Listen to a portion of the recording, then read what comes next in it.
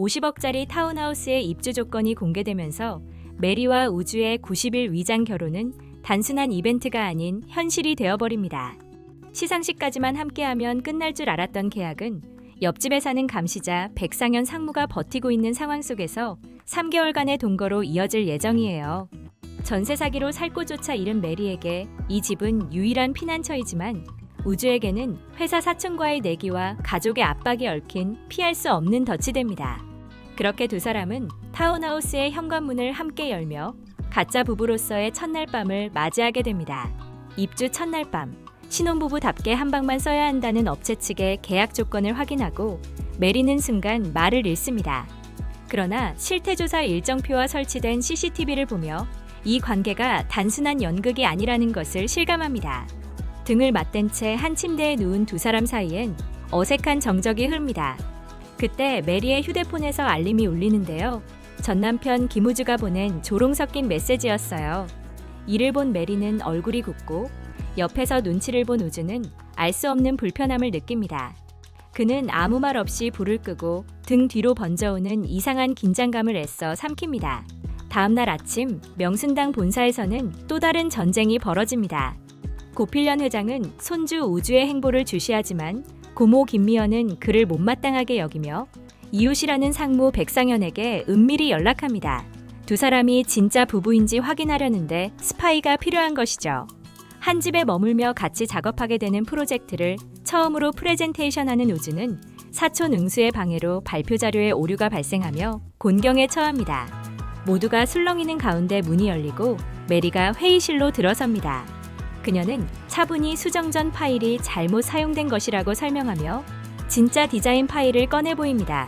순간 분위기가 반전되고 고필련 회장은 흐뭇한 미소를 짓습니다. 반면 응수는 씩씩대며 자리를 박차고 나갑니다. 회의가 끝난 뒤 우주는 메리에게 감사 인사를 전하며 오늘은 너무 아내처럼 행동했다고 말해주죠. 메리는 미소를 지으며 가짜 부부라서 그랬다고 답하지만 그 말은 오히려 두 사람 사이의 공기를 묘하게 흔들어 놓습니다. 그날 밤 백상현은 실태 점검을 이유로 타운하우스를 찾습니다. 냉장고 속 식자재, 침실 사진, 부부의 일상 사진까지 꼼꼼히 확인하는 그의 태도는 지나치게 날카롭습니다. 그런데 초인종이 울리고 문 앞에는 뜻밖의 인물이 서 있는데요. 바로 메리의 전 남편 김우주예요. 그는 여전히 이혼 서류가 접수되지 않았다는 말을 꺼내며 이 집이 본래 자신의 명의 아니냐고 묻습니다. 백상현의 눈빛이 번쩍이고 진짜 우주는 당황해 그를 막아섭니다. 그러나 전 남편은 여유로운 미소를 띄우며 그 자리를 떠나지 않습니다. 그 순간 공기 속에는 설명할 수 없는 불길한 기운이 감돌게 되죠. 아마 이때부터였을까요? 전 남편 김우주와 백상현의 동맹이 말이죠. 그날 이후 두 사람의 관계에는 미묘한 균열이 생깁니다. 메리는 과거를 완전히 정리하지 못한 자신을 탓하며 괴로워하고 우주는 자신도 모르게 메리에게 향하는 질투와 감정의 혼란을 느낍니다. 메리가 왜 화를 내느냐는 질문에 우주는 끝내 아무 말도 하지 못합니다. 그러나 그날 밤 우주는 메리가 전 남편에게 전화를 받는 장면을 목격합니다. 조용히 다가선 그는 낮은 목소리로 아직도 그 사람에게 미련이 남아있는지 묻습니다. 대답 대신 이어진 침묵 속에서 서로의 감정은 더욱 복잡하게 얽혀갑니다. 한편 명순당 내부에서는 위장 결혼에 대한 소문이 빠르게 퍼집니다. 응수는 백상현에게 접근해 유메리는 가짜 신부이며 회사 이미지가 손상되기 전에 막아야 한다며 동맹을 제안합니다. 백상현은 즉시 실태 조사를 예정보다 앞당기고 메리와 우주는 진짜 부부처럼 보이기 위해 급히 웨딩 촬영을 감행합니다. 급박하게 진행된 촬영 도중 예고 없이 백상현이 들이닥치며 위기가 닥치는데요. 메리는 순간적으로 판단하고 우주의 입에 조심스레 입을 맞춥니다. 주변이 얼어붙고 플래시가 터지는 순간 두 사람은 마치 진짜 신혼부부처럼 보입니다.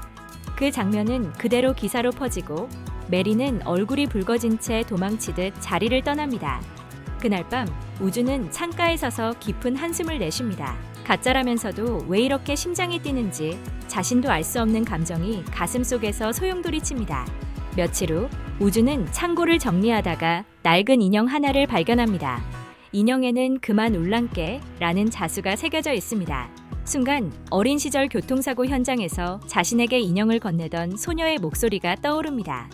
그리고 놀랍게도 그 목소리는 메리와 똑같다고 느끼죠. 우주는 충격에 휩싸여 손에 쥔 인형을 바라보며 그 아이가 메리였던 것은 아닌지 믿기지 않는 표정을 짓습니다. 그 무렵 백상현은 어딘가로 전화를 걸어 유메리의 이혼 서류가 아직 미처리 상태임을 확인합니다. 그의 입가에는 서늘한 미소가 번집니다. 카메라는 곧 전남편 김우주와 백상현이 마주 앉은 장면으로 전환되겠죠. 전남편 김우주가 백상현과 무슨 작당을 하는 걸까요?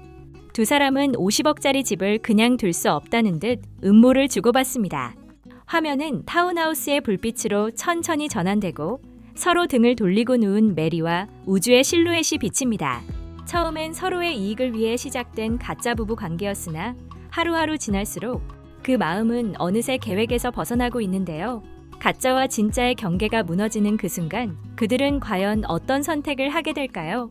이번 뇌피셜이 맞을지 아니면 또 다른 반전이 있을지 SBS 금토 드라마 우주매림이 3회 본방 사수하면서 같이 확인해봐요. 댓글로 여러분의 뇌피셜도 공유 부탁드려요. 지금까지 퇴근 후 드라마 여행이었습니다. 다음 영상에서 또 뵐게요. 끝까지 함께 해주셔서 감사드려요.